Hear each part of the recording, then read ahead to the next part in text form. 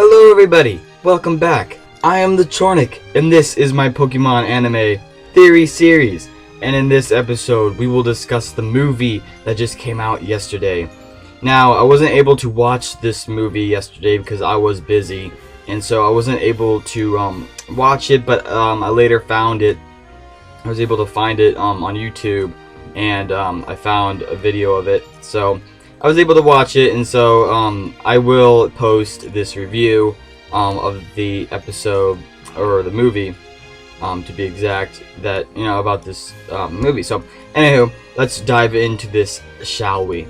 Now, to begin off, this movie, in my opinion, was I mean, I kind of liked the movie. I mean, it was one of the better Pokemon movies. I can say that. I mean, out of most of the Pokemon movies we've been, receiving, I say that this one has probably been one of the better ones. I mean, maybe not the best Pokemon movie, but pretty much, it's up there. I put it up there. Maybe I give it maybe an 8 out of 10, maybe tops. So like, 8.5 maybe. I don't know, but like, I don't feel like it was the up best Pokemon movie. I still believe the first Pokemon movie probably was one of the better ones.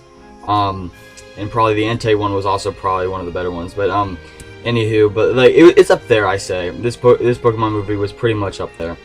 But to say at the least, I will now say what I liked about this movie, and I have to say that this had a lot of action in it, which I liked, and it was kind of fast pacing, which I liked too. Like it kind of moved from one scene to another. There wasn't really much talking. There's just like more plot. But also to go with that, the con of that is that it was kind of too fast. Like everything just happened kind of too fast, and it feels like, I don't know if if CNN, like Cartoon Network, like skipped over this, or skipped some parts, or the English dub just like took out some scenes, because I felt like they were like jumping scenes, like multiple scenes I think that were there, but they didn't add them for some reason. But I was kind of wondering about that, like what happened, like why aren't we seeing that one scene with Ash and Serena, in the canyon, and they're on the ground, and Serena lost her hat, and they're like all scruffed up and everything. So, and like Ash is like, oh, we'll never give up, like, and he like in that trailer, maybe that was just part of the trailer, but or part, maybe it was the Japanese version.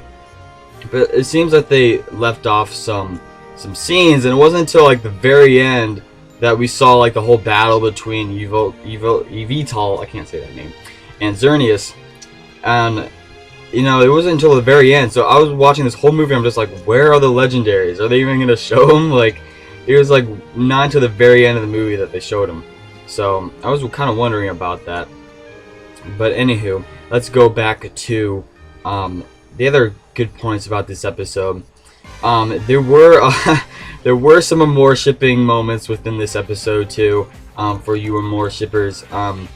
There was two scenes I could probably point out. One was with Serena gazing at Ash and Diancie when they were wishing on falling stars, and that was kind of the most, probably more of the Amore shipping moment. And the other one was when they were trying to climb over a fallen tree, and Ash grabbed Serena's hand and helped her over. But those two parts were kind of the more shipping parts within this show. So hopefully you Amore shippers, and even myself, I kind of it was good. I like that they added a more shipping within this movie as well. I kind of expected it. Some people expected a whole lot more, especially with that Serena and Ash moment, as you can see in this picture, which I stated before, which they left this scene out in the English dub. But anywho, yes, but more shipping, for you more shippers, hopefully you were happy. Anywho, let's go back to another point.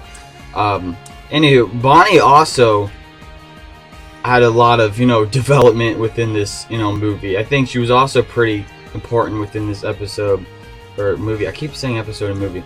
But anyway, so Bonnie was she was really connected with Diancie, and Bonnie is kind of that fairy type trainer, as we kind of seen, where Bonnie's really connecting with these different fairy types, And you know, with Diancie, this kind of, you know, brought out Bonnie a little bit more within this movie, and I felt like this movie wasn't just about Ash, but also mainly about Bonnie.